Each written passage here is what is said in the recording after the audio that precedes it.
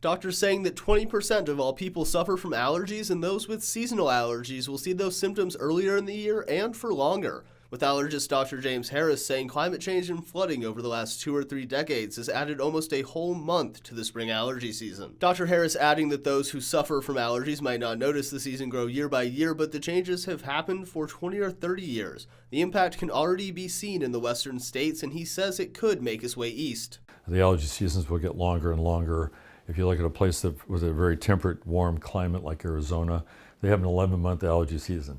It doesn't really ever go away. And so I think we're going to see more and more of that here in Indiana and around the Midwest.